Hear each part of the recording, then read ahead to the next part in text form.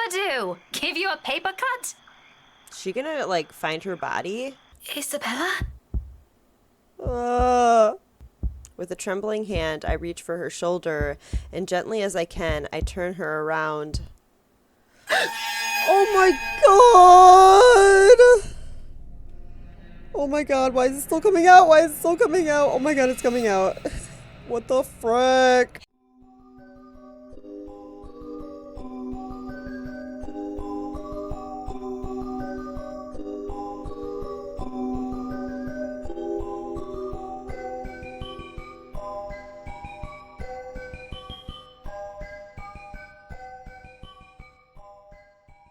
Hey guys, it's Katie and welcome back to The Letter. In the last episode, we continue in Ashton's chapter and he's at Samuel Residences. He decides he needs more evidence and he decides to break into Isabella's apartment. Once inside, Ash searches her room for anything that could help him out. He comes across her laptop, but he doesn't know the password, so he continues to search in her room. He comes across her drawers, and in one of the drawers he finds like a journal, and it has like sketches of him, Rebecca, and Zach in it, and there is a password up at the top right corner of the page. After finding a bit of information, there's a knock on the door and it's Zachary. They talk for a bit, and then Ashton gets a phone call from Rebecca, and he tells her to get over to Isabella's place as soon as possible. Rebecca arrives a few minutes later, and we continue to decrease the relationship. They go over everything about the letter, the ghost woman, the experiences that they've had with her, and they investigate as much as possible. The whole day passes and they decide to take a break, but as soon as that happens, they can hear something in Isabella's closet in the room, and it's the ghost woman. She grabs at Ash's ankles from underneath the bed, and they all run out of the apartment, get into Ashton's car, and head over to the park. They spend the whole night there, and the next day they eat some food, and afterwards they get into a fight. After harsh words have been said, they all get back into Ashton's car, and they go to the Galloway Shawl. We talk to Zach about our plan about the mansion, and then we take a rest, and then G tells us to go check on Rebecca because she's obviously in a bad mood. They sit and talk for a bit, but we still decrease the relationship, and Ashton heads out of the bar. He goes to his car, and Rebecca still ends up confessing her feelings towards him, but this time Ash rejected her. He says that, he's in love with someone else, and we actually got an achievement for that. On our way to the mansion, we stop at the hospital to visit Isabella and to grab the letter before we head to the mansion. After our visit, we head over to the mansion, and we end up in the underground cells, and we help Marianne. We head up to the kitchens.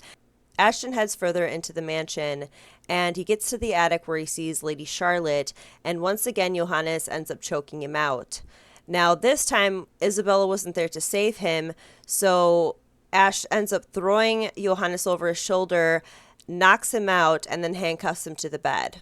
After that, Ashton tries to make his way back, and he ends up in the kitchens, and that's when he sees Zach and Rebecca and Marianne. We skip through the end, and we end up in Luke's chapter. Luke attempts to get drunk after Hannah's seizure. The next morning, Luke tries to call an ambulance for Hannah, and that ended up decreasing their relationship.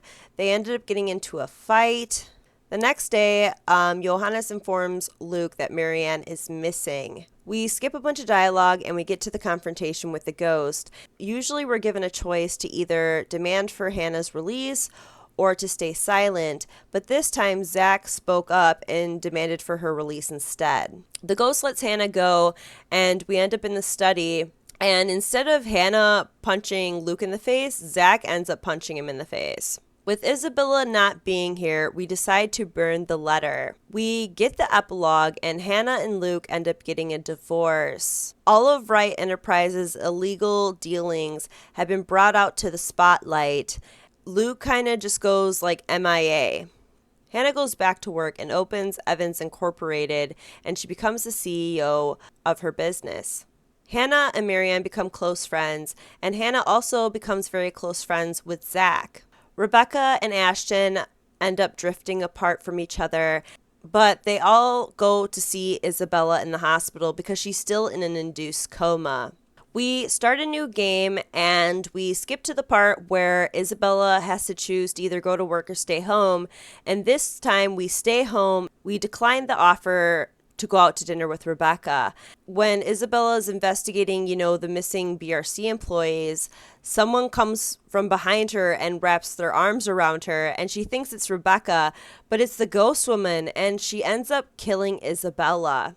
We get into Hannah's chapter and we stick with the same choices. Next, we get into Zach's chapter and he gets a phone call from Ashton saying to come to Samuel Residences. And when he gets there, there's people crowding around at the apartment.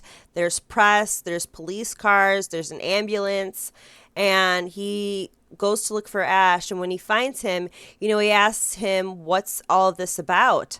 And Ashton tells him that a homicide has taken place there. And at first, Zach doesn't realize or ask, is it Isabella, until Ash doesn't really say anything. So Zach ends up getting angry because Ashton says that, she's just another dead body now. And they end up getting into a fight. I think Zach ends up pushing him or punching him or something like that. And Ashton is holding photographs. He ends up dropping him all over the place, and Zach goes to pick it up. We see the state of how Isabella died. Ashton tells Zach to go check on Rebecca. So let's continue where we left off. Without another word, Ash gathers the papers littering the ground, ducks under the perimeter tape, and walks away without so much as a backward glance. Doesn't even remember that the photos are still in my hand. In hindsight, I could follow him. I should follow him. Return these to him, apologize, and maybe attempt a decent conversation without butting our heads or getting into a trivial squabble over this, of all things. But he's right, damn it. He's right in that we're not the only two people going through this. And right now, Rebecca has to bear losing a friend all on her own. Who should I be with? I need to save. Oh, jeez. Hold on. I need to see what path this led them on. Okay, so we went on this path. And it came up here this time. I finally figured out how to get to the middle one. Interesting. Let's just comfort Rebecca. Apologies can wait. At the moment, Rebecca needs someone by her side. When I find her again, the officers who took her statement are long gone. She has not moved an inch from the seat the paramedics have offered her, and a distant look has taken over her face, the usual fierceness in her gaze missing. Like a fire that flickered out of existence. There are no tears, just hollowness and sorrow. She offers me a weak smile when she sees me approach, but nothing else other than that. I try to say something, my mouth opening and closing in hesitation, finding words that will hopefully offer the least bit of comfort, if not sympathy. But all of them falls flat in the face of her own grief. The only thing I can give her is my company, to sit beside her and help her bear this with as much strength as I can lend. Around us, the crowd slowly begins to thin out, mostly having already lost interest in the commotion that entails the discovery of a crime scene. A few do linger, just reporters finishing things up for the news and waiting for some final words from the authorities. If this incident is not yet all over the news this morning, it will be soon. If she were here, she'd probably be scared out of her wits by now. Dude, could you imagine, what she frickin' had to go through and feel for her frickin' ribs to be torn out? All of her skin was missing in the front. I don't know what happened with her skin. Ugh. That's just horrifying. The words choke in her throat, her mouth closing off at the last one, as if to stop a sob from escaping her. I don't need to ask who her is. She'll likely be out of here faster than you can say ghost to her. Probably rent a new apartment on the other side of the city as soon as possible. For good measure. She would. she never did like it here. Did she say that? No, not directly. Never directly. She'll complain about me being bossy or Ash being annoying, but she would never say a word about that. The rent here is cheap. She prefers it that way. It just means she'll be able to send more home. Personal comforts be damned. For her family. Always for her family. Rebecca draws in a breath, long and shaky. Her voice falters for a brief second. They always came first for her. She's, 26? She doesn't even know how to take care of herself. It's impossible not to worry, you know? And she's always like that, and... She clenches her eyes shut and heaves in, her shoulders shaking with heavy, silent sobs. And as tears begin to slide down her cheeks, it hits me that I've never seen her cry like this before. Always the strong, reliable one, ever the proud, fiery woman. Yet, she's none of those as I draw her in and wrap my arms around her shoulders. She's simply another who has lost someone. I don't really know what to say. Never been good with this, but I'm here, Rebecca.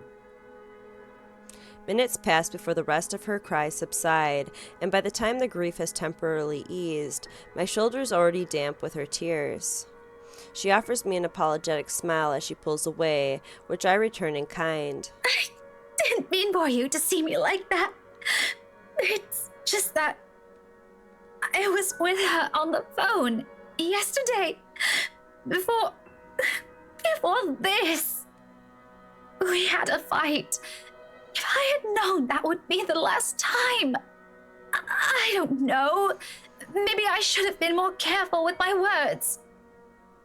Hey, it's okay. You don't have to say anything now. And it's not your fault. Never your fault. Understood? No, Zachary, I was just talking to her. She was alive, and I shouted at her. I should have at least heard her out, given her the chance. She was so worried about everyone, that something might happen to us. Suddenly, she trails off. The rest of what she's saying becomes lost in her tongue. Her eyes are wide when she looks back at me. One trembling hand cups over her mouth, and the other reaches out to grip my arm with strength I had not known she possesses until now. Zach, she was warning me. She said we might be in danger. Remember Rose Cooper, her co-worker, on the news? You've heard it, right? She was saying something about her and the letter she got from that mansion. Whoa, wait there, Rebecca. That's a huge jump in logic right there. And a little bit too much to take in at once, frankly. I know that. If nothing happened, I wouldn't have given it much thought. But as it is, what if she was right all along? What if that letter she found really has something to do with this? The same thing was written in her room with her own blood And nothing. I expected to hear a better argument from you, Rebecca. Uh-oh. We look up to find Ashton marching towards us, his strides quick and decisive. The expression on his face, however, there are really no other words for it. He looks pissed as hell. And if he was the kind of person, I'd wager good money that the next one who annoys him will end up injured in some capacity. And before you ask, the stupid letter's with forensics now, along with the other evidence. Don't waste your time looking for it. The whole case is a train wreck as it is. What would you have me do then? We don't know who did this.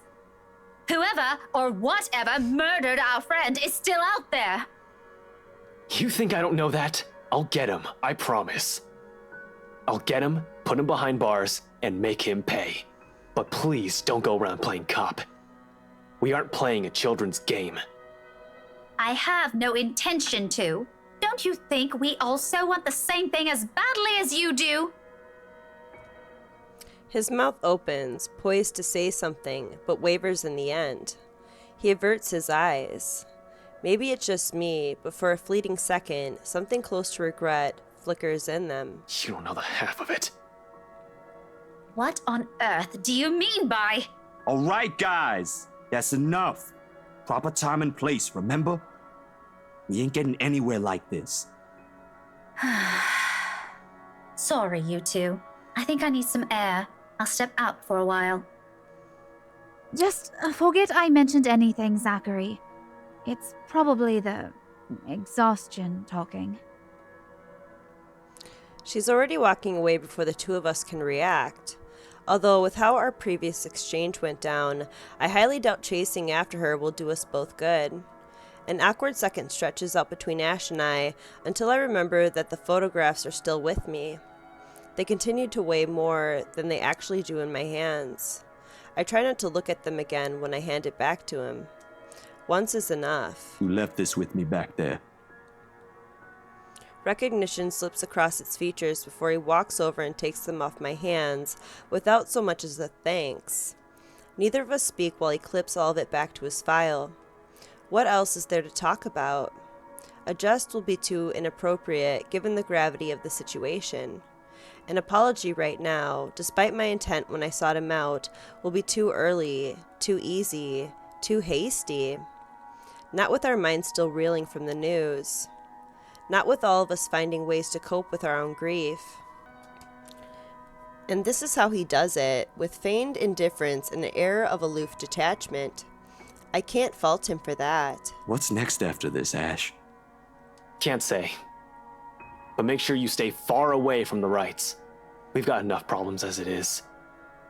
I don't need another one adding more to it. Who? Wait, brakes, Ash, brakes. What? What about those things on the wall? Maybe she's right. Maybe it has something to do with what she's been telling us all this time. If I found my friend like that, I would probably think it's that too. You saw the contents of the paper. What if it's... Don't go thinking that the stupid letter is related or even a clue. This has more to it than some curse, damn it. I should have paid more attention. If I knew this would lead to this, I would have... I have to go. I'll leave Rebecca to you. Yet, as I watch him walk away, a different kind of worry weaves itself into me. Ash can handle himself. He's proven that time and again. But the way he carries himself at the moment, this frustration, perhaps even anger, now seeping into his every word. Years ago, early in our acquaintance, he said keeping a cool head is a priority in his line of work. Letting things get too personal should be the last thing that should happen in any case he's handling. I believed him then. Now, with everything as they are, I hope he'd remember those words for himself. Although it's small and begs for a little cleaning and repair, it is, at the end of the day, the closest thing I have to a respite. Despite feeling sorry for his actions, Zachary decided to comfort a grieving Rebecca. She blamed the letter for their friend's death. Overhearing this, Ashton stepped in, pointing how illogical she was being. Despite the tension, a promise to catch whoever did this was given afterwards. Sure, my sister would have a thing or two to say about the mess every time she visits, but it's still a home to me. A mild draft sweeps into the room as I close the door behind me, slightly disturbing the papers on the nearby fridge. Most of them schedules, lists, and tasks for the next few days. And now with what happened to Isabella, something to temporarily take my mind off things. October 27th, Thursday. Someone has to know.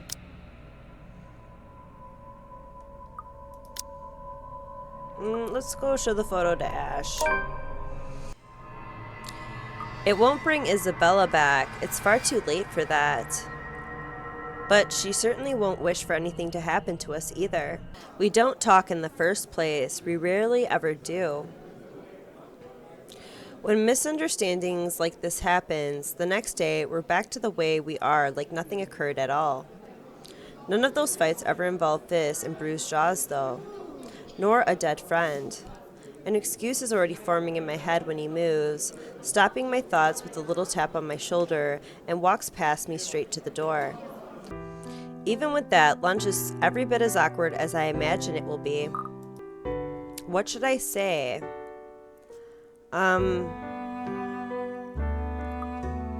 Sorry for hitting you the other day. Above all, he was not the one who threw the first punch that day. Oh, achievement unlocked. No hard feelings. Cool. Ash, the other day, Words falter from my mouth when he pauses eating, his fork halfway to his mouth. It clinks a moment later against his plate when he settles it down and leans back on his seat, arms crossed and all ears. A second or two passes before I find my voice again. you deserve an apology for the other day. Sorry for hitting you. Didn't mean to do it. I was overwhelmed. It wasn't very good news to wake up to. He does not answer. Rather, he picks his abandoned utensil up and resumes eating. Hey, are you still... My jaw was smarting the whole day after that, you ass. Sorry about that too. There doesn't appear to be any kind of swelling or bruising, though. A small relief, because the last time this happened, which also notably occurred, mere scant minutes after we met, the purple hue stayed for weeks. Wrongfully accused for being at the wrong place at the wrong time. But it all worked out, in the end. That very same guy I punched was the very one who helped clear my name. I was at fault too. I should have phrased it better. Should have handled it better. Sorry. There is no exchange after that, and for the better part of the lunch, we keep to our respective meals. I suppose it's better this way, less reason for things to become awkward. This is as close as we could get to rebuild that bridge after all. However, this ain't the hardest part. How's it going? How's what going? You know what I'm talking about. He rakes a hand through his hair and lets out a huff. If he can, if the place ain't as cramped, full of people, or as loud as it currently is, I don't doubt he'll be pacing the length of the room. Anything to take the edge off, anything to get his brain running. Nothing from forensics yet. They're having a hard time. You saw the state the body was in. Doesn't even look like it was done by a human. Maybe it's not human. What, are you suggesting some wild dog broke into the victim's apartment and did that to her?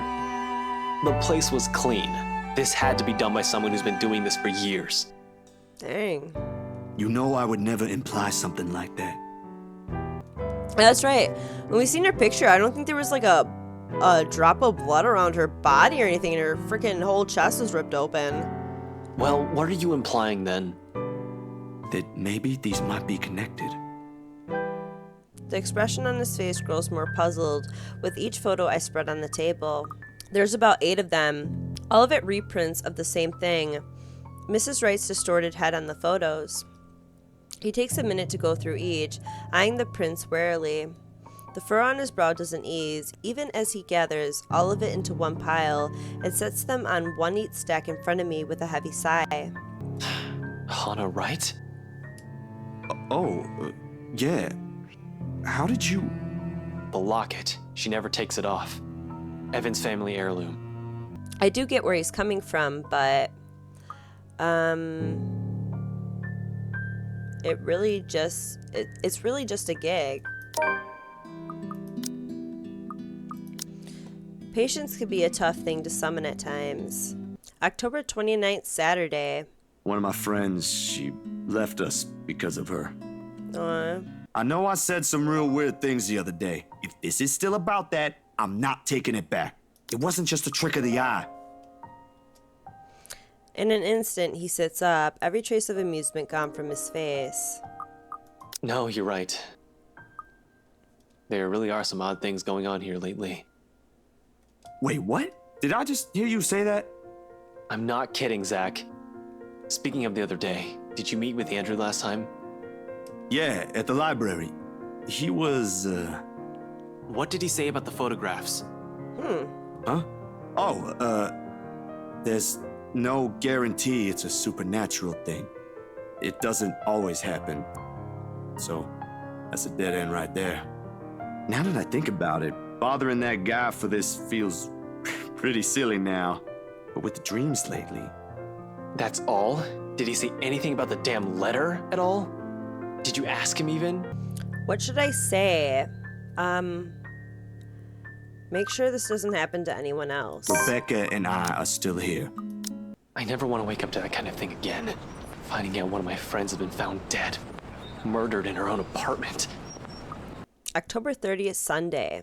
Oh my god. Oh god.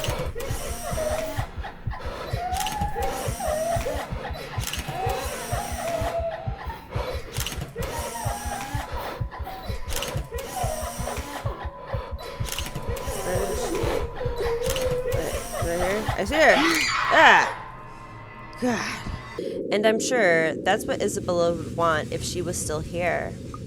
And if he continues the way he is right now, I'm afraid he'll make a fatal mistake this time. Someone could be in danger. Keep looking for Ash. Last I heard him speak like that, a friend ended up dead. Marianne.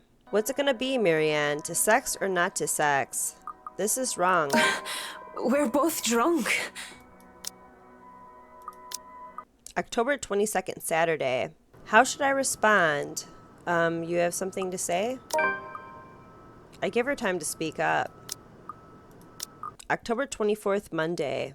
What should I do then? Speaking of which, I have work to do, sir.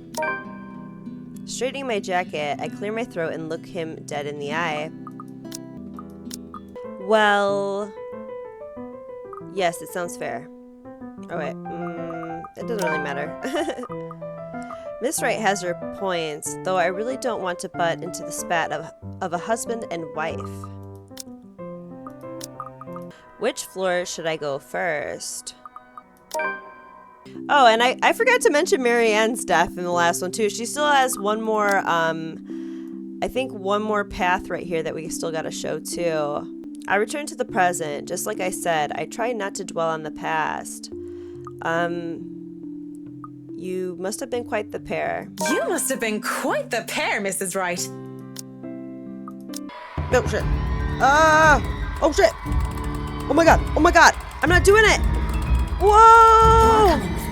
Oh no. Holy shit. Dude, I need to do that faster. Oh my god. Come on, come on, come on, come on, come on. Oh my god, that wasn't working for me for some weird reason. Oh my god. October 26th, Wednesday. I really should move on. No matter how bizarre their conversation might get, I really must go. Is he jealous? Ask if he's alright. Hey, are you all right there, Whiskey? You're looking like you need a serious drink. I take it the investigation isn't going well. When does it ever? But that's not the problem, no. It's... There's the sound of a mug being slammed down on the counter. It manages to catch my attention for a split second before I zone out again. It doesn't matter how I am or how my investigation is going, all right? Yikes. Don't take that tone with me, boy. You know I'm only concerned. You're drinking too much as is, and I've never seen you drink before when you were here. Not once. He just lost Isabella. He loved her, you know what I'm saying? That's gonna be hard. You've been sulking there for over an hour now, which is unusual in itself. So tell me what's going on, because I'm pretty sure alcohol don't have the answer you're looking for. That's fine, because all the answers I need are probably from you. Just give me what you know and I'll be out of your hair. This about that torn-up girl on the news? It doesn't matter. I'm here to talk business. October 28th, Friday. You know, I just thought of a good idea. To kind of like maybe fasten up the play, like the different endings and different choices. Maybe I should do it like this. Luke, Hannah, and Marianne kind of have their own story. And Zach, Rebecca, Ashton, and Isabella have their own story. So I killed off Isabella. What if I kill off one of the characters in Luke, Hannah, and Marianne's circle? You know what I mean? Like, why not just finish her other ending? Let's do that. Do I leave or do I stay? I want to stay. I really do want to stay with her. I'm getting tired of pretending, of lying to myself. And the fact that I am admitting this to myself now, of all times, only brings to light how Lorraine was right about me all along. I should have listened to her. But, Lorraine, you're dead. How can we even stay together? Oh, so it's kind of like the same path for the other one. I know. And it's your fault, isn't it? You tore us apart. But now, you can put us back together again. And now that I have the choice to fix what I had done to us, then who am I to do otherwise? I'm so sorry. I must look like a right mess. I'm here, Em. I'm here now, don't you worry. Come here. It takes everything I have not to tear up at the sight of her. She reaches out and slips her fingers through mine before pulling me away from the tunnel and towards the mirror. Our reflection, a grown woman and a teenager barely past her prime, lends a bizarre light to this whole scene. I can't imagine how you've been so alone all these years. I left you, Lorraine. I didn't mean to, but that's what I did. I don't even know if you can ever forgive me. Don't cry. Doesn't suit your pretty face. Besides, I don't have to be alone anymore, do I? You're here for me, aren't you? You'll never leave me again, will you? Sorry, there was like a bug or something buzzing by me. My mouth goes dry as she looks at me. That isn't the plan. This isn't closure. Yet her hand in mine makes me believe that this is real. She's real, and that's all that matters. Nothing else. Yes, of course. I wouldn't dare leave you. You swear you won't leave me? I swear to God, I won't, Lorraine. Though her smile remains, I can only describe her expression as sad. She walks around until she stands just behind me and wraps her arms around my waist. I nearly crumble with how I am in her arms once more. And when she puts her chin in the crook of my neck, oh, so she is gonna kill her like the other time, and I feel her hot breath on my neck, I am filled with both joy and grief. The scent of chocolate, almonds, honey, and beer surrounded me. My first taste of love. The love that I denied. It had been so bittersweet. God's not the only one you're making promises to, Marianne. Swear it to me. Or, even better, prove it to me. I'll stay forever with you, Lorraine. I swear it to you. How do I even prove it to you? Simple. She presses something in my hand. A large glass shard from a wine bottle, cold and sharp. You join me. Yikes. Is she suggesting that I Die for me. Lorraine! That's... How can I? How can I even do such a thing? There's no need to be scared. I'll be here for you until the end, Marianne. Even if you hadn't done the same for me. But that's the only way I can forgive you. The only way we can be together again. Yikes. She guides my hand, raising the glass shard. I don't really see how it's different besides a little bit more text.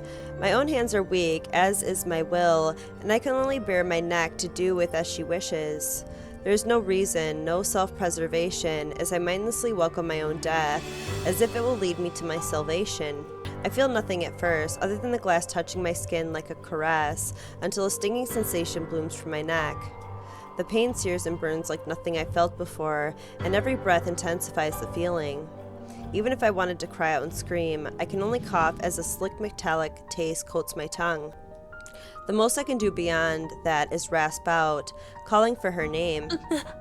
Lorraine. Cold and weak, I grow worse by the second. I cough with each ragged breath, expelling the blood that I'm inhaling through my slit throat. Shush now. It'll be over soon.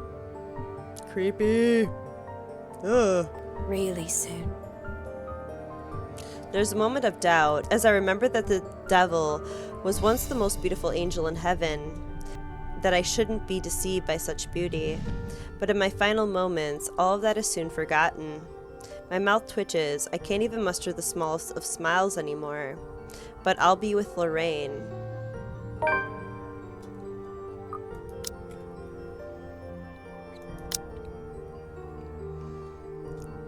Desperate to deal with her painful past, Marianne McCullough excused herself from attending the housewarming party to search for Amy Lorraine within the mansion. Seeing her again, however, made her decide to join her dead friend instead.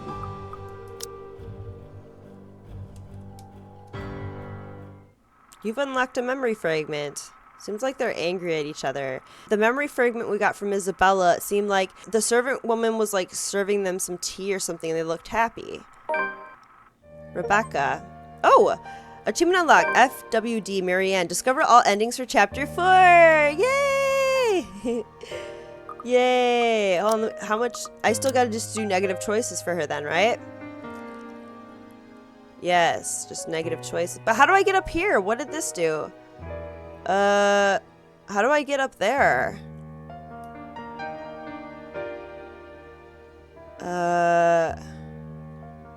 I don't know how to get to that. Shit. Maybe from a negative choice. I don't know. I have no idea. Sometimes my patience can only be tried for so long. This cold caught up with me. And during the open house, even if there were a lot of people around, there were weird things happening. October 24th, Monday. Isabella, I don't have time for this. Open up! Oh, I missed something. It begins normally enough. Or as normal as shouting outside her room could get this early in the evening. On a Monday, no less. This isn't how I want to start my week, but here I am, trying not to make a fool of myself in front of anyone who happens to pass by. I'm not even sure if our landlady is home yet, and I sure hope not. She won't like this ruckus. But it's not like we haven't had an argument before. We have, plenty of times. There's that one time with the groceries, and another that has something to do with the mess in her room. Sometimes it has to do with my eating habits or her eating habits. There's also the one in the movie house a few days ago, but that one got resolved pretty uneventfully. Or so I'd like to believe. She seemed to be in a good mood when she asked us all out for that little celebratory treat. Anyway, the point is, we didn't go through 5 years worth of being friends without having a little argument here and there. Granted, it can get pretty petty at times, but none of them has pushed either of us to end this friendship. Yet, although most of them does end up with her sulking in her room until I pull her out of it. A child through and through. This morning, however... You're still not going to believe me, even if someone else already died, no? There really comes a point when you need to smack some sense into people. It's murder, the authorities said so. And yet, she's still going on about the Halloween prank like it's that bloody letter's fault. It's a piece of paper, Isabella. What can a piece of paper do? Give you a paper cut? She gonna, find her body? I swear, you can be so frustrating at times. I know Rose is a close friend to her, but she's doing her death a huge disservice by being like this. Taking out my mobile, I dial her number, and sure enough, her own rings from the other side of the door. I don't hang up in case something possesses her to answer, or she's just sleeping, but I've been going at this for 15 minutes now. If she didn't hear me after that, she sure as hell is ignoring me. On purpose. Isabella, I know you're in there. Can you please stop this nonsense? You're acting worse than my students when they're throwing a tantrum. You're not a kid anymore. A minute. And another. Then I'm ending the call while fishing out a copy of her key from my bag and unlocking the door. She lent it years ago after I complained about the mess and offered my help in cleaning up. I thought the gesture was completely unnecessary then. After all, I could always knock. But she never did bother taking them from me, always returning it or turning away from the conversation whenever I insist. At one point, I've simply stopped trying to hand it back to her. Good thing I did. Now her stubbornness is coming in handy. For once, she did something right. Miracles of miracles, isn't it? Isabella, I'm coming in and we are going to talk. Without waiting for her answer, I push the door open and march inside. Oh my god. This is so horrible. Her lights are off. Although the telly is running, it merely gives the room a dim glow. Dimmer than it used to be, in fact, mainly due to its age. She bought that set from a secondhand store nearby. It has been with her since she started living here, though she doesn't really watch anything on it. Even on weekends, she doesn't seem to have any use for it. It's just for background noise, so the place wouldn't be as quiet if she's working at home. She told me before how much she misses the clamor of the city, and here in Samwell, it's just quiet everywhere. That silence bothered her more than anything, new and unfamiliar, she encountered in her first year here. If the rent isn't cheap, she probably would have moved away already. It's an odd side of hers, but there are worse ones. Like when she's moping. I find her... Oh my god! Oh my god! I find her sitting at her work desk, bent over the mess of papers and folders littering the top, nose almost touching the papers she's working on. On one end, I can make out the silhouette of a stack of empty noodle cups, though I fight the unexpected urge to wrinkle my nose at the sight. Her cleaning habits are also the least of my concerns right now. I can reprimand her later for it. But first, we talk and put an end to those silly misconceptions she's been feeding her mind. We need to talk about this letter nonsense. She doesn't answer. She doesn't move. She's giving me the silent treatment because I won't buy her little horror story. Just the thought of it irks me and prods at my already short temper. And with each second that passes, it grows even shorter. Isabella, I know you're busy. I'll let you go back to your work once we sort this out. You can't keep going on like this. Still no response, and slowly, frustration begins to seep into my tone. Why must you always be so difficult? Then anger. I'm telling you to listen to me. Oh, will you face me? I'm talking to you, Isabella. Oh my god. Without warning, I've given her an ample number of those. I'm marching across her room, each of my stride brisk and the heavy with purpose, when... It's not stepping on the apparent wet mess that forces my whole body to freeze. Rather, it's the sudden smell permeating the air. Bitter, sharp, thick enough that I can almost taste it. My hand hastily goes to cover my nose, but even then, the acrid smell still reeks. Like the smell of iron reacting to the skin when rubbed. Like blood. My gaze shifts to Isabella's back, head still bent over her table, unmoving. In this light, I can't get a good look at her, but I know for sure she won't simply leave a puddle here, not when she's working on papers she could accidentally spill on. A puddle of what, though? I don't want to make any hasty judgments yet, despite what my mind screams at me. It could be anything. It could be. It could be. There could be a leak somewhere or whatever. But despite what I tell myself, fear easily worms its way to my voice when I call out to her again. Isabella? Something heavy lodges itself to my throat. Belle? The sound of my heartbeat thrashes against my ears. Belle? Answer me, please. With a trembling hand, I reach for her shoulder, and gently as I can, I turn her around. Oh my god! Oh my god, why is it still coming out? Why is it still coming out? Oh my god, it's coming out. What the frick? Oh my god. I thought she wasn't covered in blood, but oh my god, there's so much blood. Oh my god. This is so horrifying. My heart stops. A chill runs down my spine. Every edge, every corner in the room suddenly goes sharp. I can't breathe. And before I know it, my horrified scream ripples through the air. Achievement unlocked, into the meat grinder. A few hours afterwards, the whole place dissolves into chaos.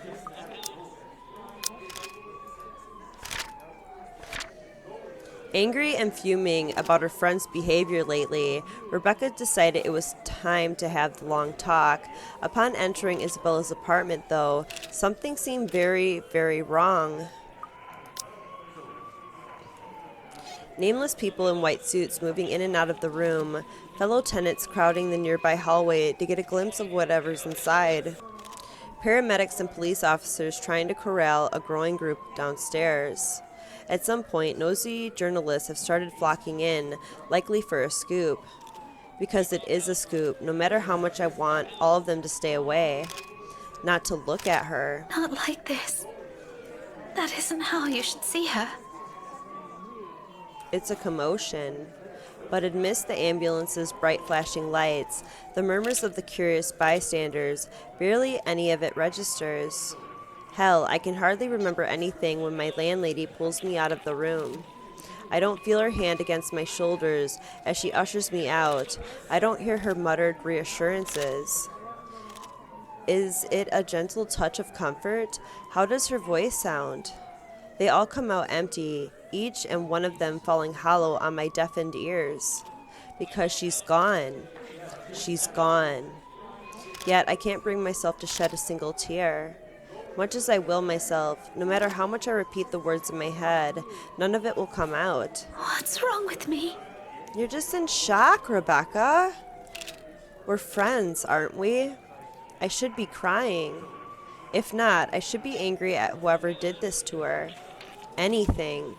Anything better than this cold, empty feeling at the bottom of my stomach. Anything better than standing around here like a useless numpty that I am, watching all of these people zip by and examine her like she's just some other victim. Female, around 20 to 25 years old. Distant. Time of death must be less than 5 or 6 hours ago. Crime scene investigation, CSI. Impersonal. Cause, still unknown. Everything about her, now broken down to ruthless statistics. She has a name, damn it. She has friends here. She has a family waiting for her back home. Someone please. Crime scene? Second floor, sir. Just upstairs. Oh no, Ash. Second room after the stairs. Ashton? Hold on a sec. Did you say second room after the stairs? Exactly what I said, sir. CSM should be there to brief you further on the scene. But, if I may, Inspector? You really don't want to see the body right now. Inspector Abagail had to excuse herself for a while after, you know. I'll be the judge of that. Thanks. His voice drifting from stairs below falls like a splash of cold water on me. Somehow, at the familiar tone of it, the world that is suddenly tilted sideways has righted itself. Every color, every sound rushes back in, and my head immediately snaps up in search of him. Another officer stops him upon reaching the floor, but a quick show of his badge is enough for them to allow him in. He doesn't waste any time. Ash quickly makes a beeline for the room and passes by where I'm standing without so much as a glance. He doesn't seem to have noticed me. His steps are even and sure as he walks by, his jaw clenched in a tight line, a complete departure from the easygoing air he gives off when he's with us. Like this, it's hard to think of that Ashton and the one in front of me as the same person. But a worried crease is on his forehead, a stiffness on the lines of his shoulders. And I know the moment that expression is on him, that this news should not just come from some crime scene manager. I should say something. I need to say something. Call out to him. Stop him. Because more than anyone, he shouldn't be the one taking on this case. He may be someone who'll understand how I feel about this. Who knew the kind of person Isabella was? But will he be able to go at this with the same passive indifference his associates have? Of course, I'd never doubt his capability. That's a given, and he's already proven that more than once. But this may not be easy for him. What should I do? How should I even put it? I don't know. Right here. Try to tell him myself. I was the one who found her, the one who saw her first. Telling the rest of our group should at least be my responsibility, lessen the blow for them as much as I can. Otherwise, they'd simply hear it from the news, delivered in the same uncaring manner, as if she has never been a huge part of our lives these past few years. I'd like to save them, save him, from that pain. Ashton, wait! Ashton stops dead in his tracks, turns, his worried expression dissolving into confusion. Rebecca? I thought they... Are you alright? Yeah, I'm good. But Ashton, in that room. The words refuse to form. My mouth opens and closes, yet even with my earlier resolve and a will to force them out, they still don't. All of them still lost in a haze of gory images and the acrid tang of blood. I shouldn't have assumed this would be easier. Shame fills me, especially with that tiny glimmer of hope he carries in his gaze, the searching look on him, as if he's expecting to hear some good news from me. A desperate prayer for his assumptions to be wrong. It pains me I couldn't bring him that, and I can only look away. I'm sorry. I'm really sorry. His expression doesn't fade away like I surmised, however. There's an effort in him to keep the atmosphere light, despite the shadow of death surrounding us. Slowly, he reaches up to me and gives my shoulder a squeeze, light as it can be, a tiny effort to raise my spirits, and perhaps even his own. Don't. This is no one's fault. Just stay here. Let me look at the situation. It couldn't have been her. Autopsy might reveal something different. Who knows? Ash, I was in there. I saw her with my own eyes, and I'm sure it's... Becca, like I said, I'll look at the situation. Stay here. I'll be back. His tone leaves no room for argument. I see the moment he tucks it all away, his apprehension, the growing anxiety in his stomach, even the part of himself he showed us so openly before. The friendly, easygoing Ash? He hides it all, builds an even thicker wall around it. He crosses the police tape without looking back and walks into the room an entirely different person. And from my place in the doorway, I witness all of it. How he never flinches nor gags at the smell of blood. How he studies and takes everything in with a straight face. How his voice drifts from inside the room every time he asks a question, in a tone even and collected. How he checks the victim's, Isabella's, lifeless body without batting an eye, going about his work as if nothing ever happened at all. As if this isn't someone he knew personally. Doesn't this faze you at all? Before long, Ashton goes back out the hallway, still with the same impassive look on him. He waves someone over. Another officer? Forensics? Paramedic? After witnessing that, everything has become a daze for me. The next thing I know, someone's draping a blanket over my shoulders. Make sure she's okay and calm enough before they start taking her statement. I don't protest when the medic starts leading me downstairs.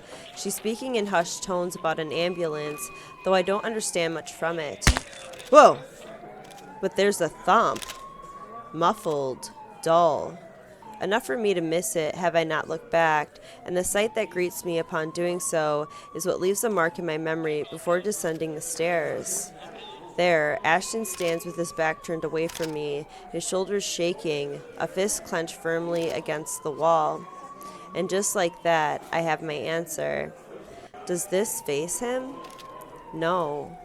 He's worked plenty of cases before this one. He's got almost a decade of experience on that. Nothing new in seeing and dealing with a dead body for him. But it hurts him. This hurts him more than anything.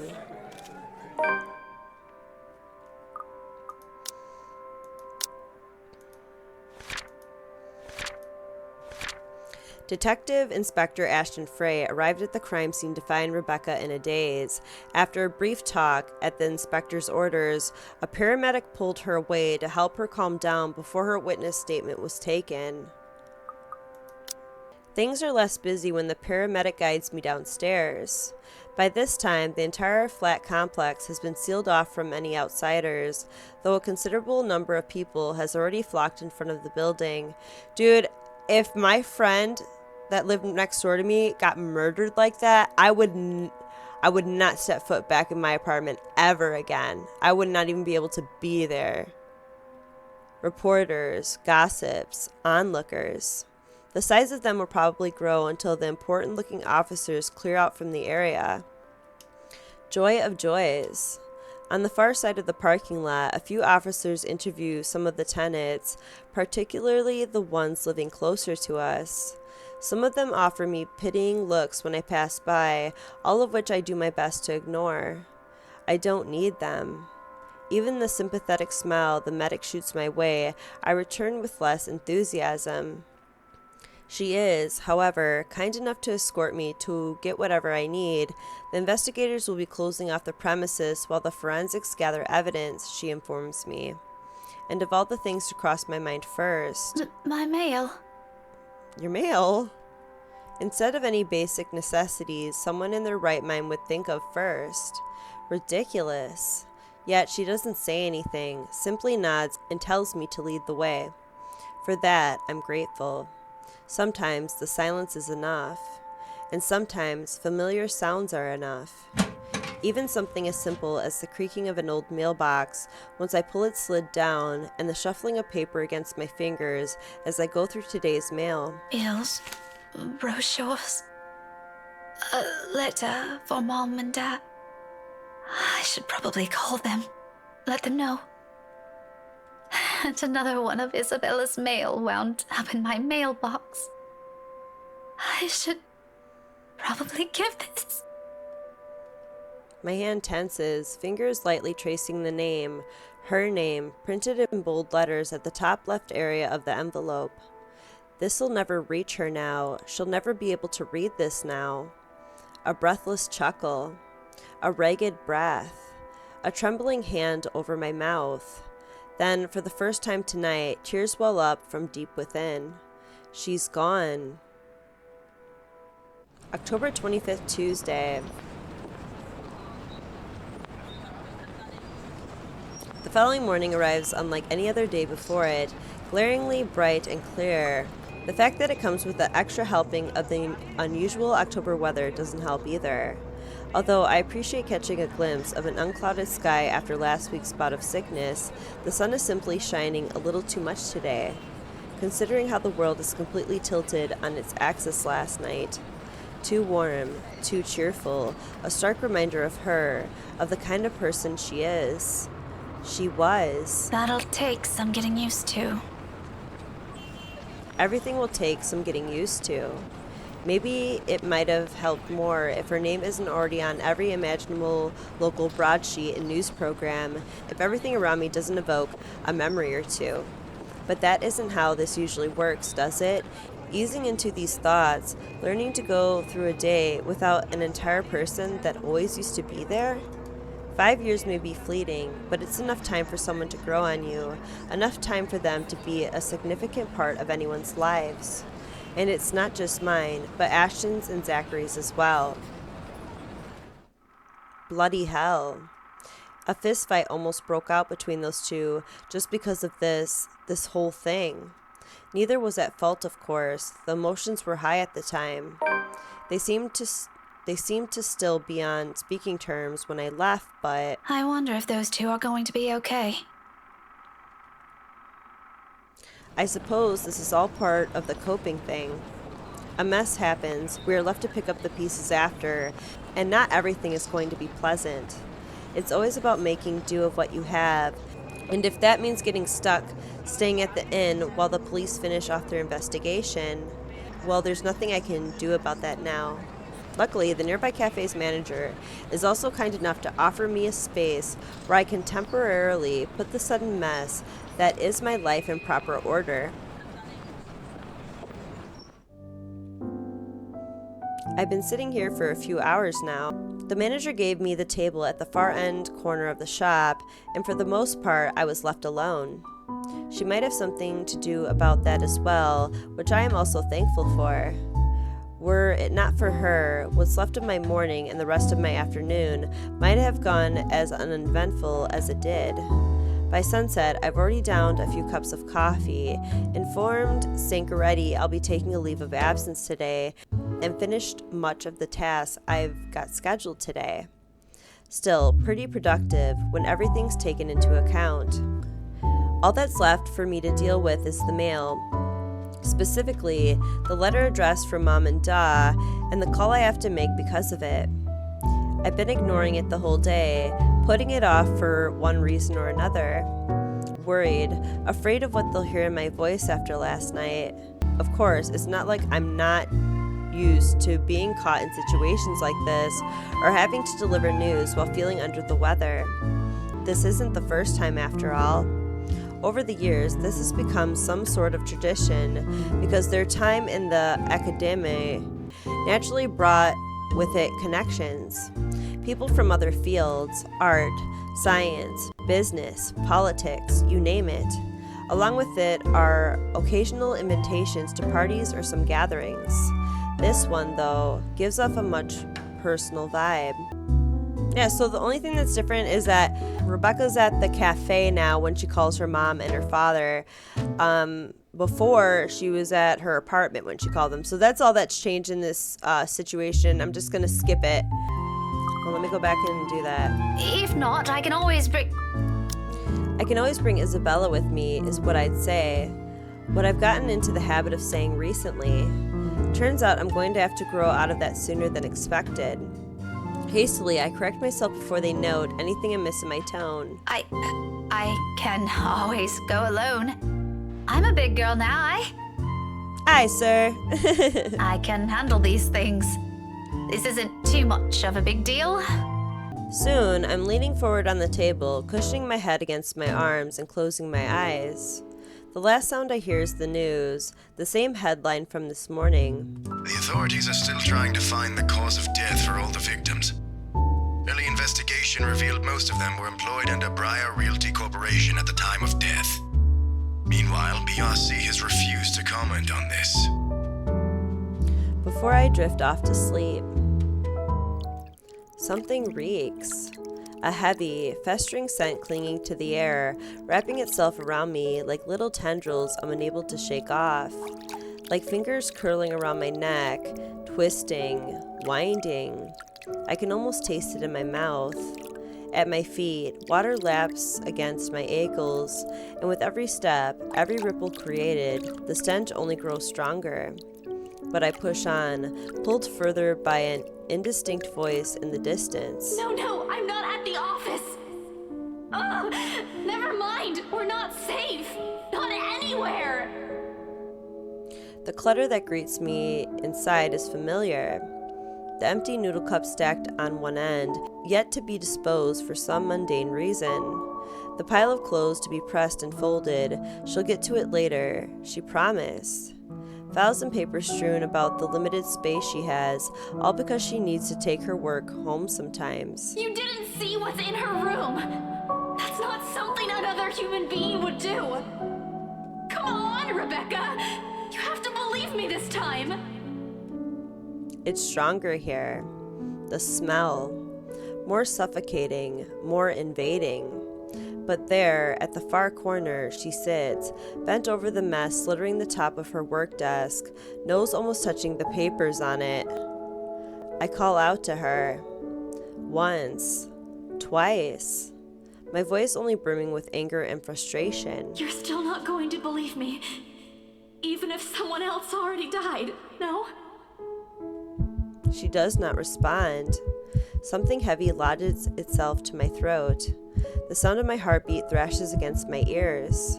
With a trembling hand, I reach for her shoulder, and gently as I can, I turn her around. Oh my god. No, I'm sorry. Ugh. Wake up, please. Wake up.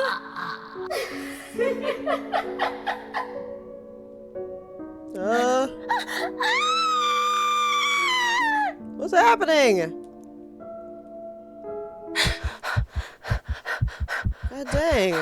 I wake up with a gasp, with my heart hammering hard against my chest and my lungs threatening to strain themselves from sheer force of breathing. Stop, thinking about it, Becca. It takes a while before reality once sets in for me to remember where I am. Here, there's none of that clutter. No unkept beds she keeps forgetting to put in order. No papers littering every other surface my eyes can reach. No clothes left in a jumbled pile somewhere. No empty instant noodle cups I used to remind her to clean up every other day. Only tables carefully laid out for the customers, the soundless whir of the ceiling fans above, the murmurs of people dining in, and the strong fragrance of coffee and freshly baked pastries. I love pastries. A sense of sharp relief overcomes me, and a long-held breath escapes. It'll pass. This'll pass. Close by, I can sense the manager eyeing me with a concerned glance. Beside her, the night shift guy at the counter is doing the same thing, his eyes darting from the telly in the kitchen and me. I brush it all away with a wave of my hand and start gathering my things. I am out the door and into the busy Luxbourne night streets before they begin asking questions, before yesterday's ghosts can catch up to me. And yet, I end up back here. It's quiet now.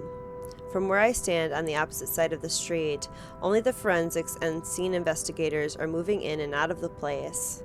There are a few onlookers, sure, but none of them dare come close, unlike the last time.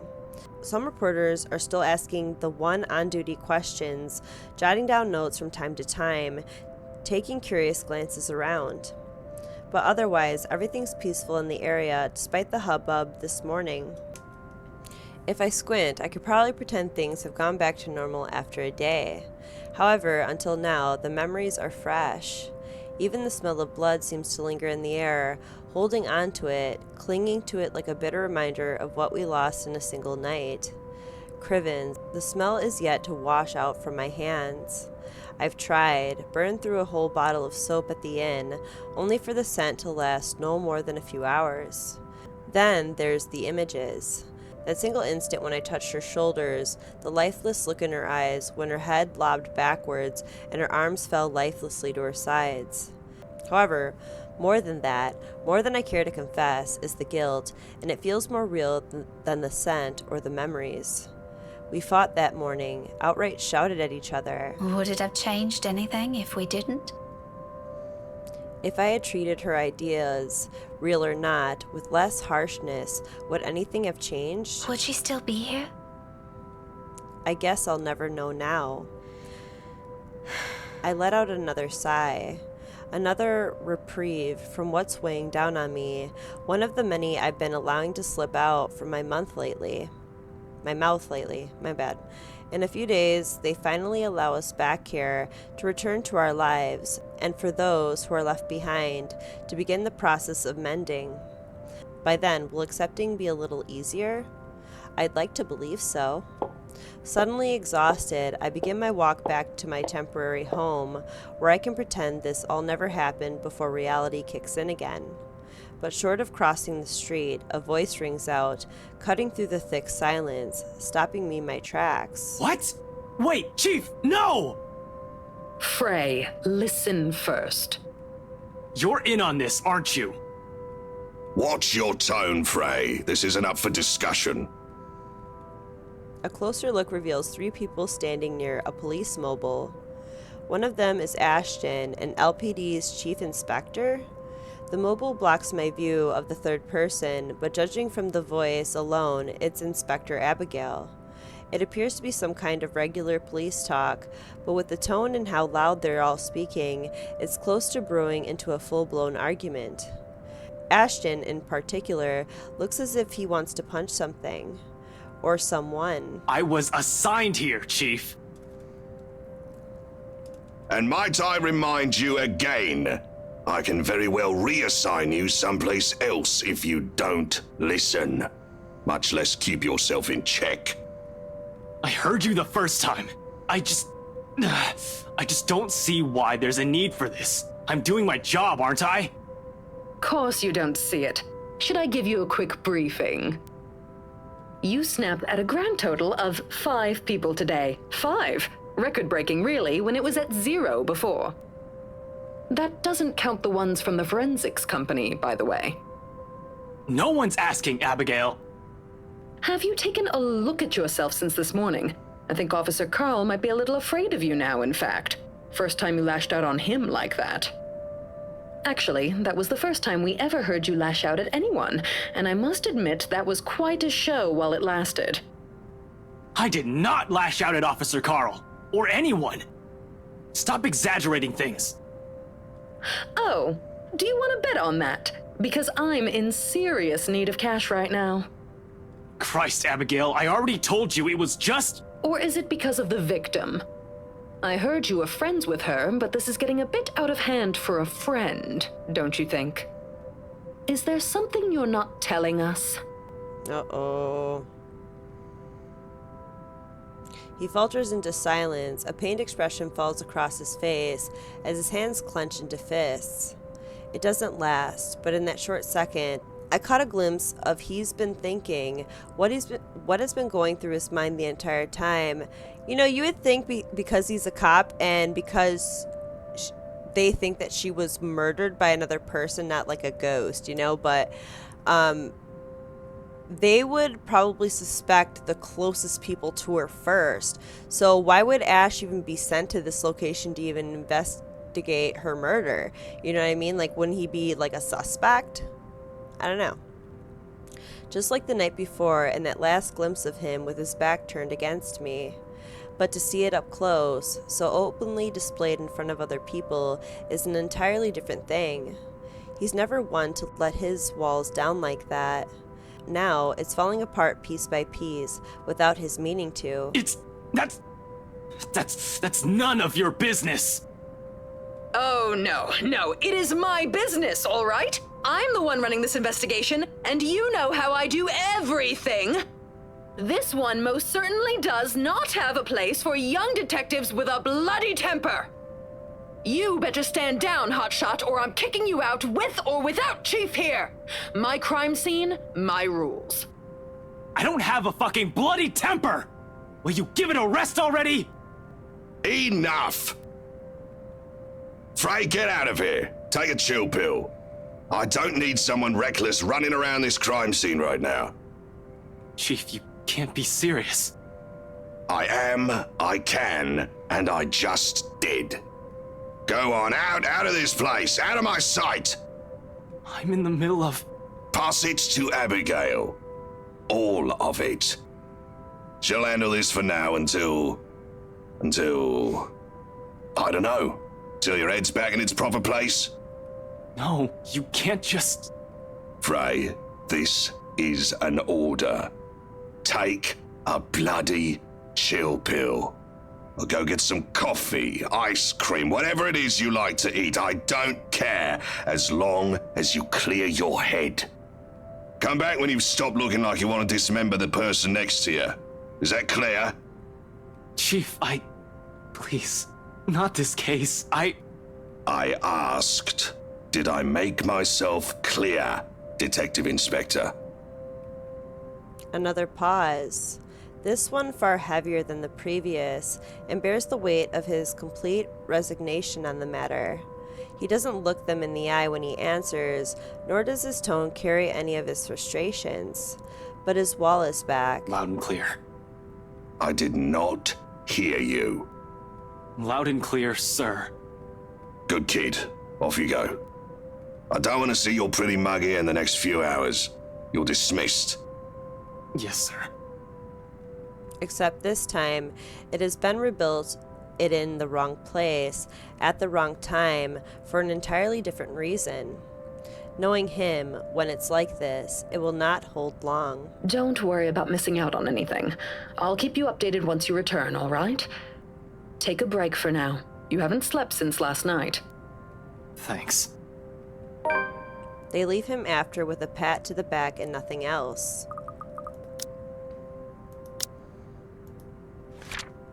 After a restless night, a brief talk with her parents about the housewarming party invitation, and a failed attempt at going back to her normal routine, Rebecca returned to Samwell. There, she overheard a conversation between Ashton, Inspector Abagail, and the Chief Inspector. But anger and frustration together are cold, ugly things to carry, much less to swallow. For someone like Ashton, coping with it is a whole different uphill climb. His is not the kind that fades away with time nor easily forgotten. It's the sort that he keeps close, allows to fester and drive him. But when that doesn't work, when all of what keeps his mind occupied is taken from him, he's nothing but lost. That anger, too, loses its direction.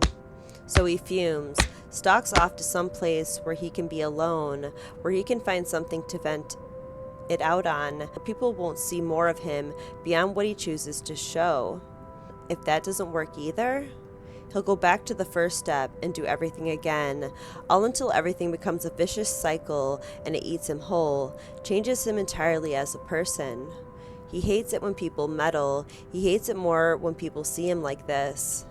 But this isn't something he has to carry alone. This, too, is ours to bear. I won't let him suffer this alone. With that in mind, I follow after him. Minutes later, I finally track Ashton down at a nearby park. He can't sit still, pacing back and forth, running a hand through his hair in a gesture of frustration every other pass he makes. At some point, he decides to take it out on a poor park bench, only for his foot to regret it all afterwards. He returns to pacing then, has been at it for the last 5 minutes, and at this point, he might end up digging a trench on the ground if he doesn't let up. Someone should stop him. When I followed him here, I've intended to put an end to this, had a whole speech prepared for him. But now that I'm standing in close proximity to his temper, to him, I can't bring myself to even approach. My feet simply won't move the instant I saw him. Before long, my own resolve starts to wane, gradually fading away underneath the uncertainties. What will he think? Will he appreciate this? He hates it when people interfere with his affairs, and here I am barging in on his business as if something I'm entitled to share. When did I start thinking this way? When did I start thinking this is okay? Why did I think this would be a good idea? I'm stepping back before I know it, although I don't make it far. In my rush, I accidentally step on a stray wrapper that somehow missed the trash. It crunches under my foot, and in the stillness of the park at this time, it's loud enough to disturb. Ashton halts, looks up, his vexed expression making way for bewilderment. Becca? You aren't supposed to be here. It isn't meant to be an accusation or be taken like one. It's a simple statement, yet it sounds far from it all the same, a question underneath. Facing it now, I hesitate.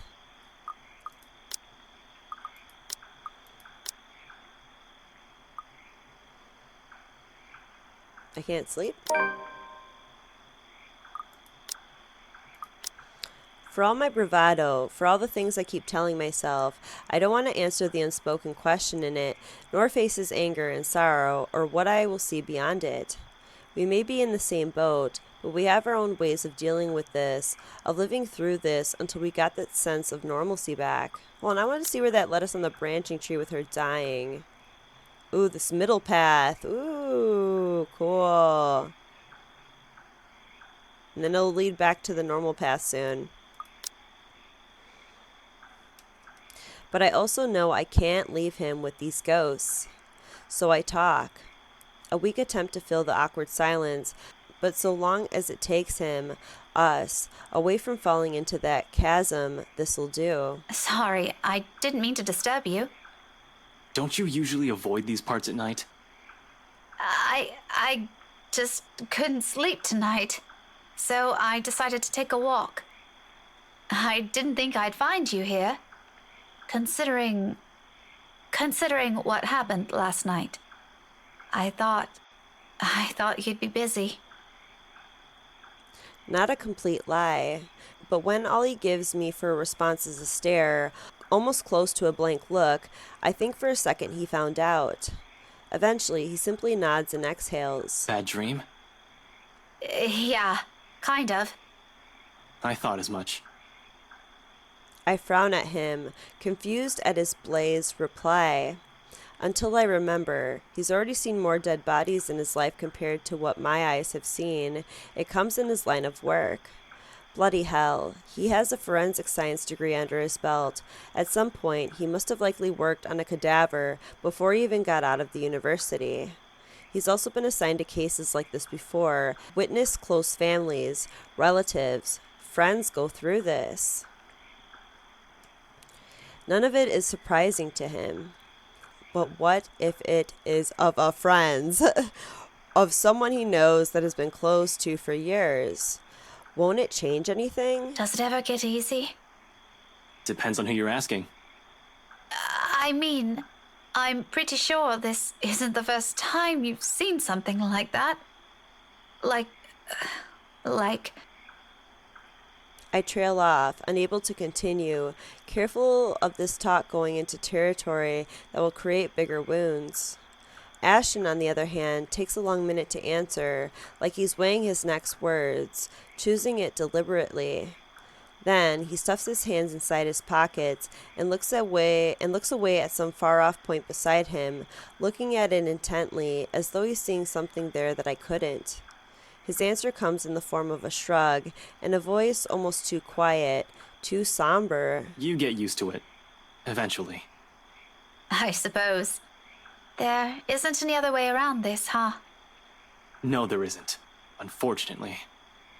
But you'll stop caring after the second or third time. The next thing you know,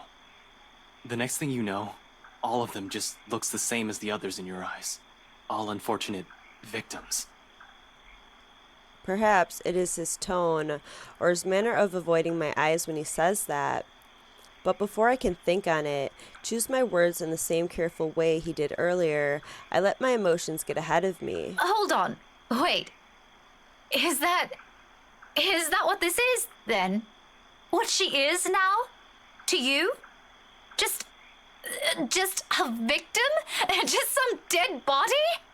He answers with more silence, and my temper, despite myself, flares. The victim has a name, Ash, and that victim is your friend.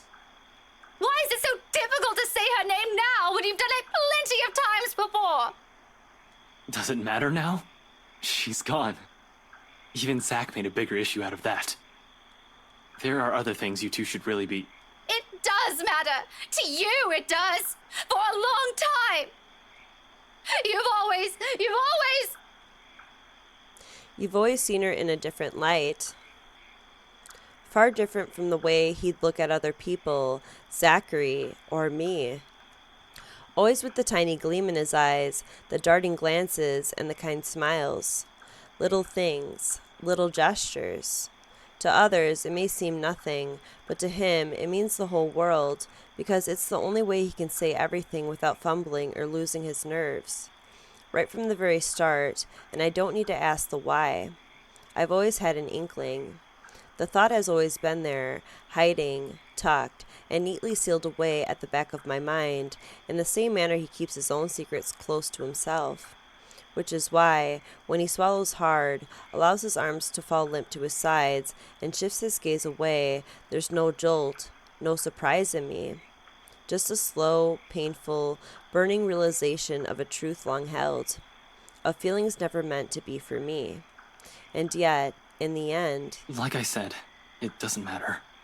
You guys need to understand that whatever I say or do right now, this case isn't going to solve itself. In the end, it's him who cowers from it. You keep on saying case this, case that. But this isn't just about the bloody investigation anymore, is it? Well, you seem to have a better idea what it is.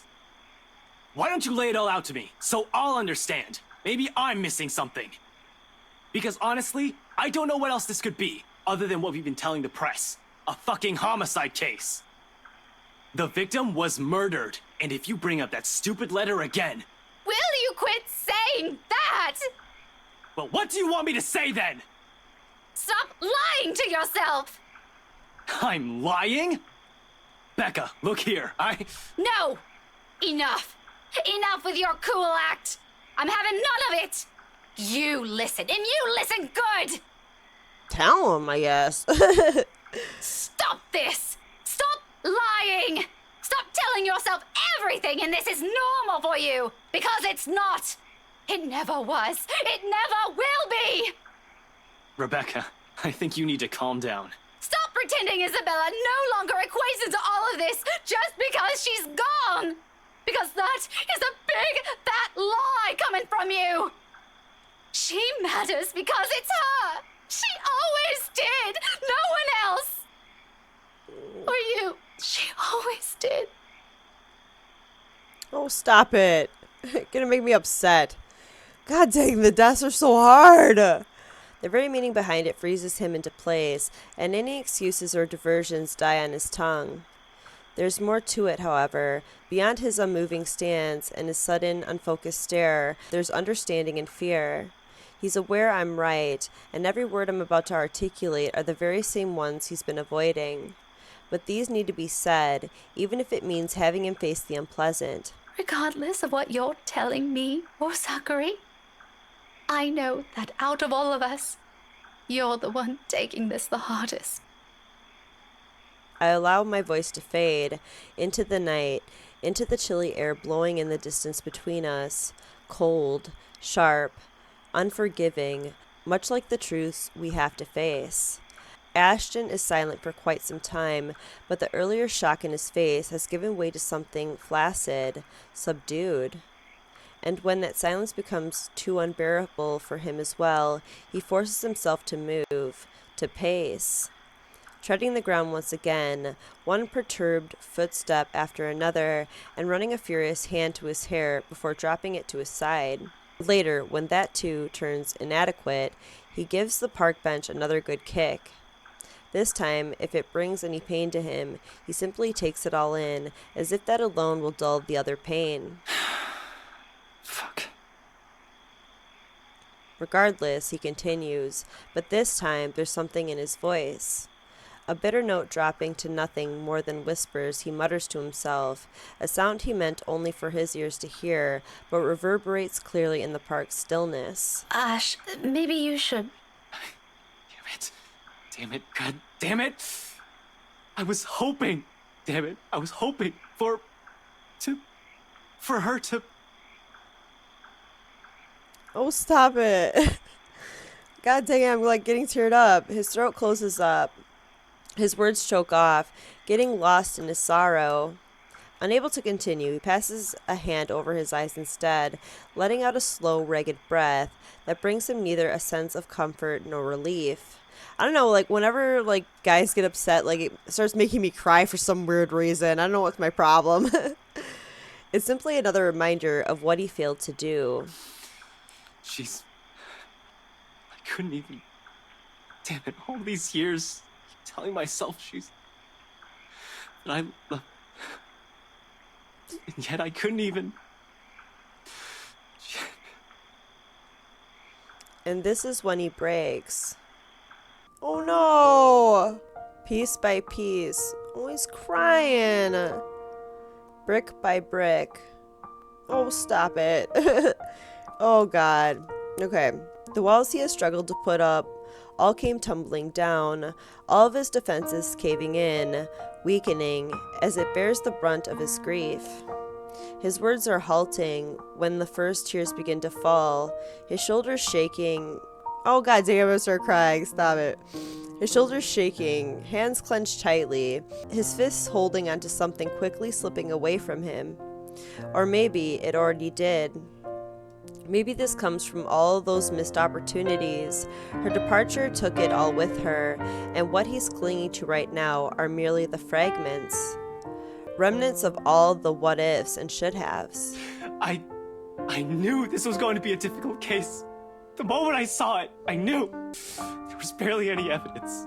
Not even a sign of someone else breaking in. And she's just there.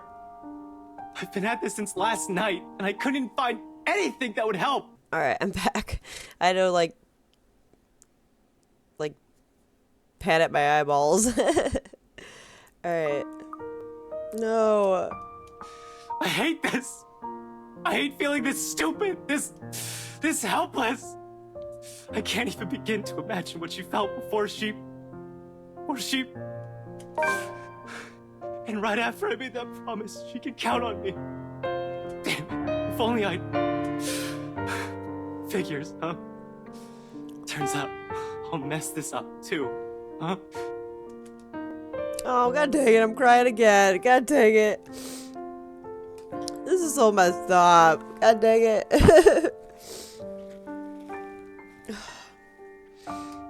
I don't like it when men cry. It makes me cry. God dang it. In truth, I do not know how to answer that, or if he's expecting any from me. It's one of those questions where there's really no exact answer to. Same with those little regrets now surfacing, lingering. Any other day, I tell him exactly how I see it without wavering. That no matter how, there's no way we could have prepared for this, no way we could have known things would lead to this. But those are opinions better left for another day, when we're hurting less, when we aren't reeling from what has been haphazardly thrown at us. After all, platitudes tend to cease their usefulness at some point, and in its place, I have nothing else to offer but a shoulder to cry on.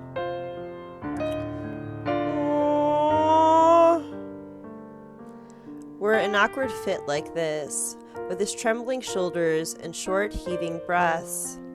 Though he allows it, he doesn't return the gesture, nor do I expect him to do so. Unlike Isabella, who has always been open and free with her fondness for people, personal space has always been a matter of importance for the two of us. Ashton most of all. But for the time being, this'll do. Vamport, you're an idiot. Achievement unlocked. I'm here. Lend a shoulder to cry on. Of course I know how you're feeling about this. Who do you think I am? We grew up together, didn't we? I know you better than anyone. Stop forgetting stuff like that. Drill it into your head if you must. We'll take what little comfort we can gain from this, beyond what reassurances mere words can offer. And in the short moment we share, this is enough. We exchange no words after. Simply standing there for a good half of the hour, letting the late-night din of the city, the rustling of the leaves, and the hum of the crickets nearby fill the air around us. We remain like this until the sobs fully subside, and what's left of it are nothing more than soft whimpers. That was so hard. When at last he pulls away from me, it's as if the heavy atmosphere has finally lifted around us, and what he carries with him no longer burdens him the way it did minutes ago. Not completely, though. Even with this, it'll take longer for everything to fade, and neither will it be easily forgotten, especially when it has taken root so deeply in our lives. But he's calm now. It's better this way. Because only in the aftermath is when he'll learn to deal, to cope. Is it going to be okay now? It's a start. I can't always walk him through this. He knows that too. So when he answers, he asks nothing more of me and only answers in the best manner he can, without reverting back to anger or locking himself away. Yeah, a little, I guess. I don't know. Dude, guys need to vent too, you know? If a guy cries, that's all right with me. Get it out, bro. Jeez. This is... It'll take some time. There's still the investigation and the evidence, if we can even find any. Plus, the lab still has to test everything. Ash, I'm not asking about the case, although that's important. Trust me, I want to know who did this as much as you do. At least then, I'll have a proper reason to hit someone. But I'm asking about you. Are you going to be okay? Another mirthless expression flickers shortly across his features before he looks away, his eyes focusing on some distant area of the park. There's a hint of yearning in them, probably searching for that one person who could never be here from now on. It's gone, and he's already talking in the next second before I can prompt him. I'll be fine. A bit of adjustment here and there, maybe. I'll be okay. I've survived worse things. I doubt he believes those, but I don't question him further on it, and neither does he let me. But thanks for asking. And for this. Sorry you had to see me like that. What? Don't be so embarrassed about it now. This isn't the first time, remember? Back in secondary? If I recall, someone had to snap you out of that sulk, too. Yeah. No. No. Don't remind me. And don't sound so proud of it. Why not? I mean, you've done more embarrassing things in front of other people, and I always have to... That's the point. It's embarrassing. Oh, come on. Now you're feeling ashamed about it? For the record, there's nothing wrong with it. Yeah, I'm aware of that. But let's just leave it there, Becca. And if you can, if possible, can you not... Don't mention this to Zach. For now. I'll never hear the end of it.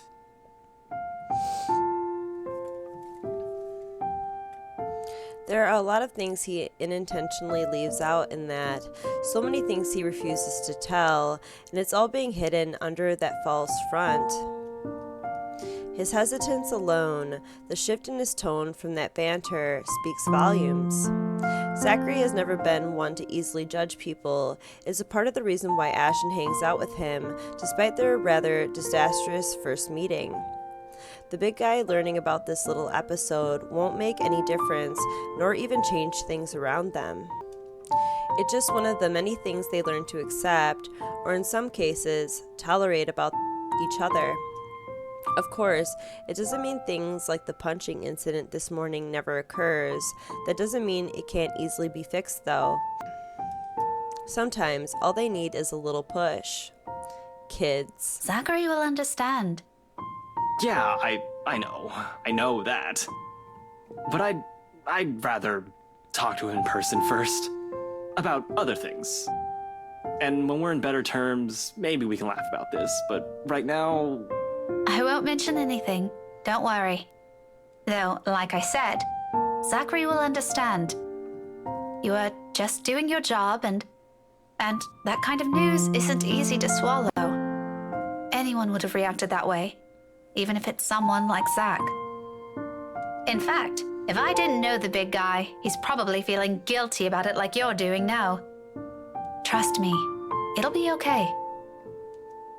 He merely smiles in reply, strained and a bit awkward, but I take it for everything it stands for right now. Today, and in the next, a little drop of optimism could do us some good. Even if things appear a wee bit bleaker than it should be, or we're people rarely inclined to hope blindly. That kind of predisposition has always been Isabella's or Zach's department, never from us who sticks to facts and what we see in front of us. But this time, taking a page from their book isn't so bad.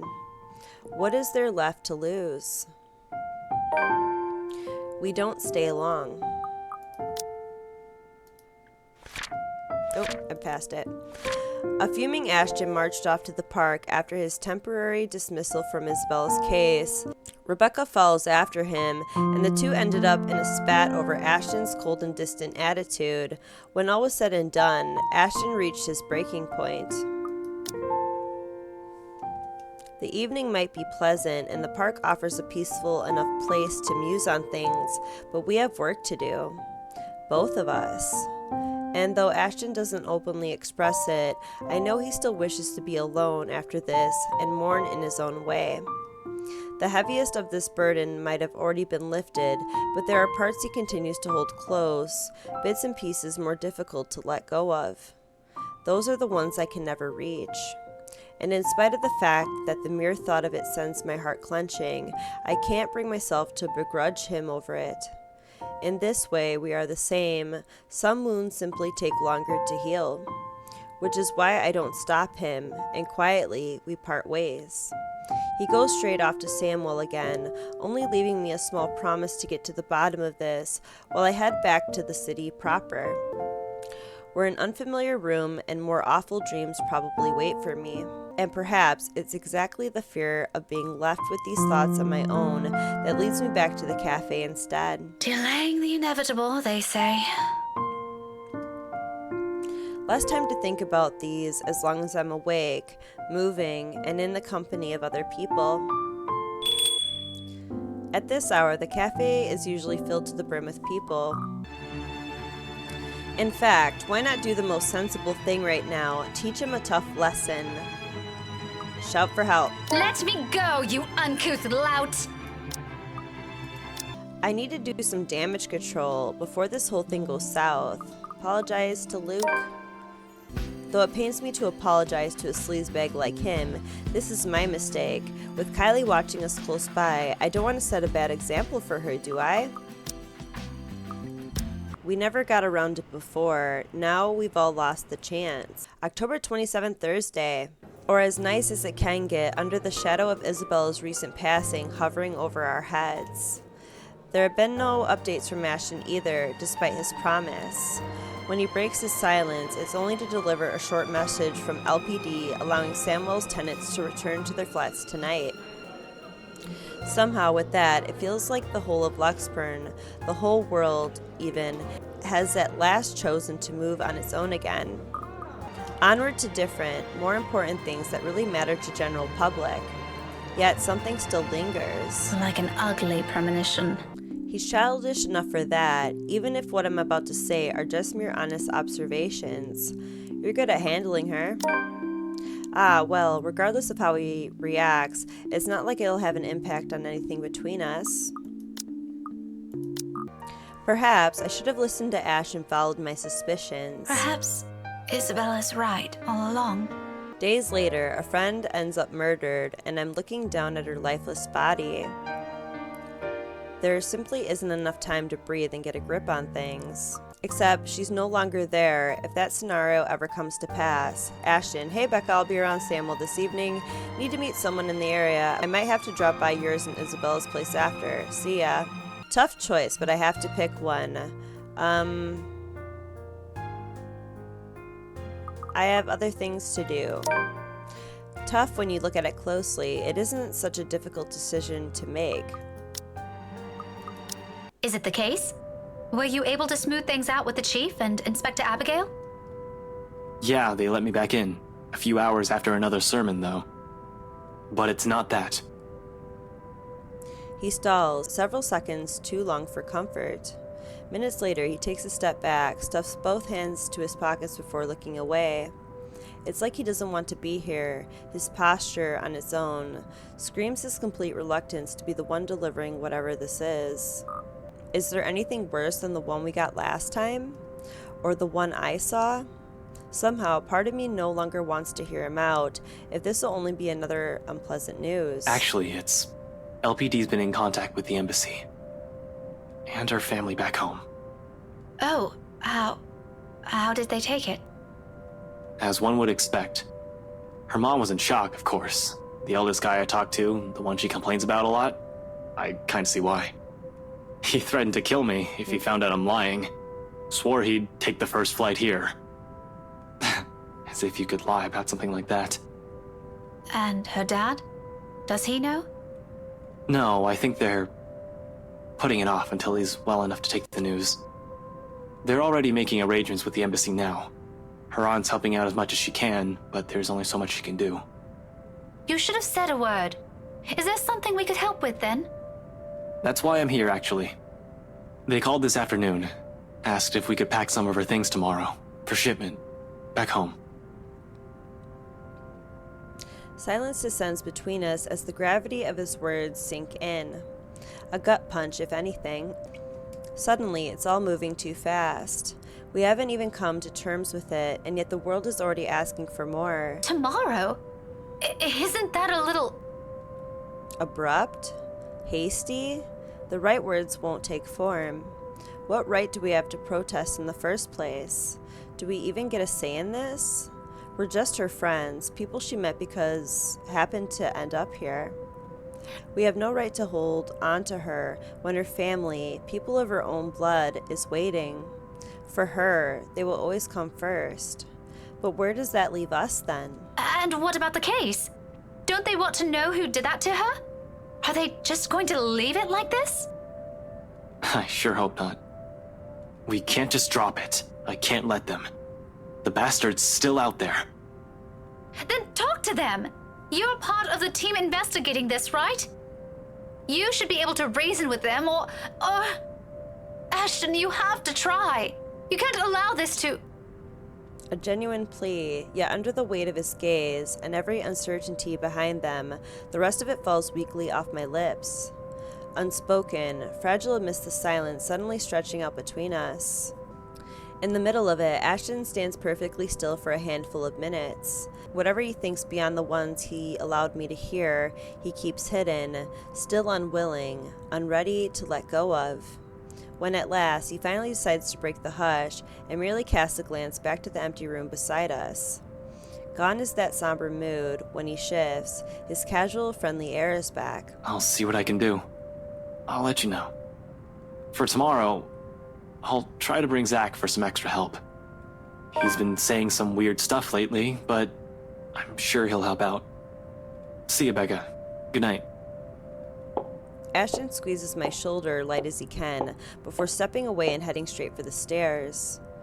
His way of offering comfort in the middle of this little mess we found ourselves in. Should I even? Tomorrow afternoon, do you have time?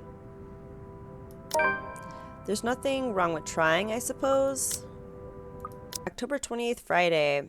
Alright guys, I'm gonna end the episode a little early today. I have to get up early tomorrow, and yeah, I've been recording for a little bit today, so I still gotta make dinner, and I'm gonna try to make some udon tonight. It's gonna be good. I'm gonna try to make it good. So yeah, wow. Just seeing Isabella up close like that, oh my god. It made me feel like I was gonna get sick. But dying like that is just so gruesome and just so horrifying. We're just seeing the story with one of the characters that ended up dying. I just decided to do Marianne's last ending.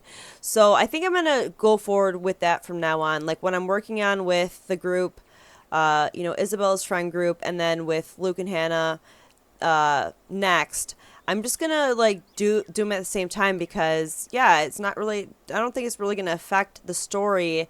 I think it just will get done faster than me going through the game just for each time a character dies. Like I think I'm going to go with that from now on. So yeah, we're just going to have to see what happens in the next episode. So share the content. If you're enjoying my playthrough of the letter so far, please leave a like. Let me know what you guys thought down in the comments. And make sure you subscribe and click that bell button so you know when I upload the next episode of the letter. Thank you guys so much for watching. You guys have a great night. Bye.